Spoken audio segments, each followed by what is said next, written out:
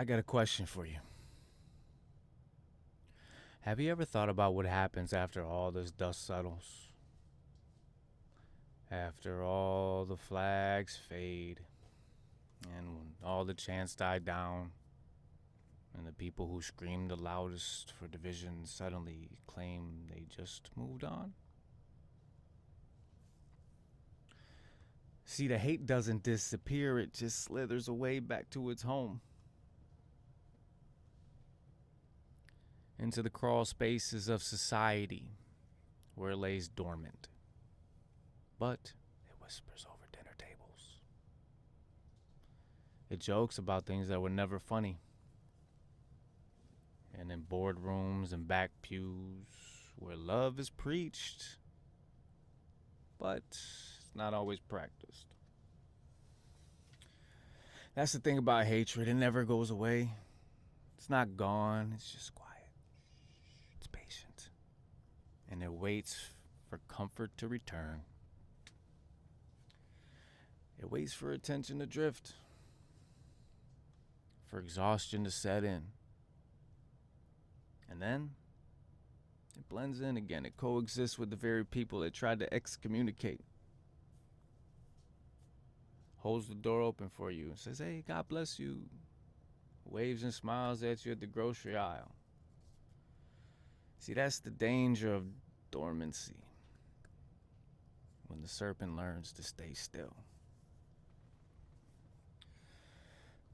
But what I know, the moral movement doesn't end when the noise fades. It doesn't need hashtags or headlines to breathe. It should grow in silence. It grows in small choices. How we speak and how we stand up and how we refuse to forget doesn't go away, right? Still here, because morality isn't built in chaos. It's truly tested in the calm. It's when the cameras aren't rolling. What are we doing when nobody is watching? When there's no one to impress, no one to perform for.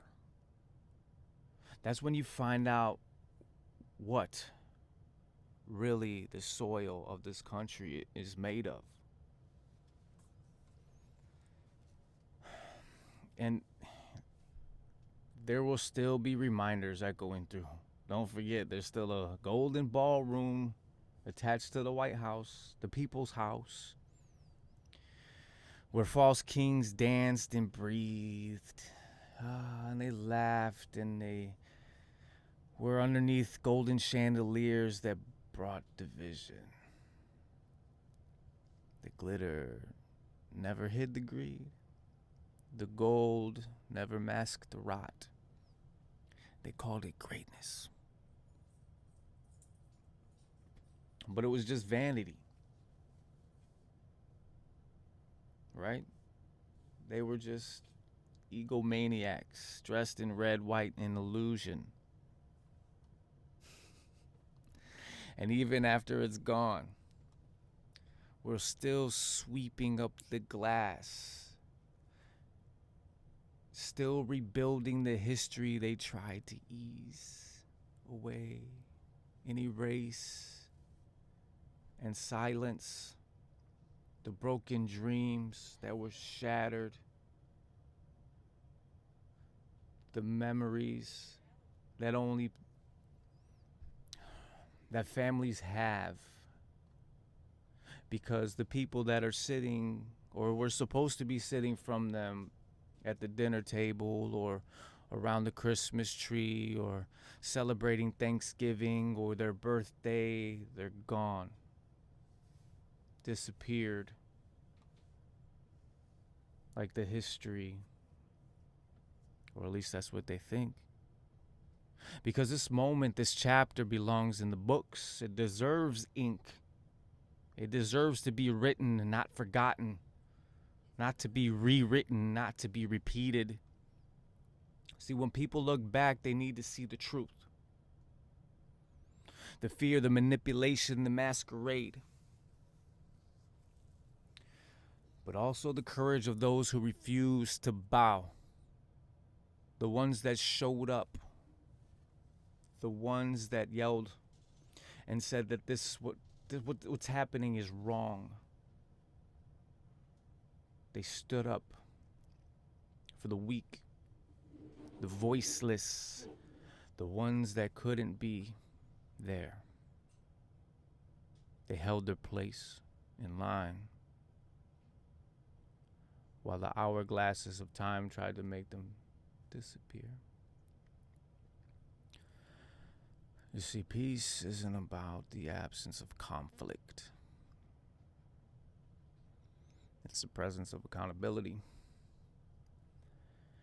And if we want a better tomorrow, we have to remember exactly how we got here, what went down. So when the dust does settle, when the hate slithers back into its hole, and pretend it was never here, we're still standing, still marching,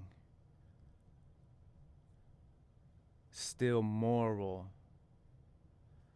and still moving. Because motion is life. And we must continue to live. Because the movement doesn't end when the music stops. It becomes the heartbeat beneath the silence. It becomes the story that refuses to be erased.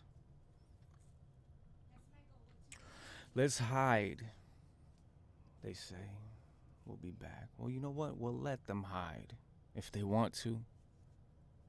We've seen this serpent before. We know it's scent. And we learned how to keep the light on. Let's not forget what's going on.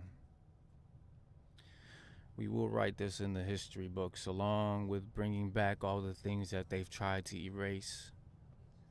All the black and the brown that they've tried to expunge from history. You think we forgot? You think you could control the narrative? You think that you could erase it and hide it, never to be spoken of again? These are the conversations that we need to have around our dinner tables. The research that we need to do and share. The stories that are taking place. This is living history. The Great Divide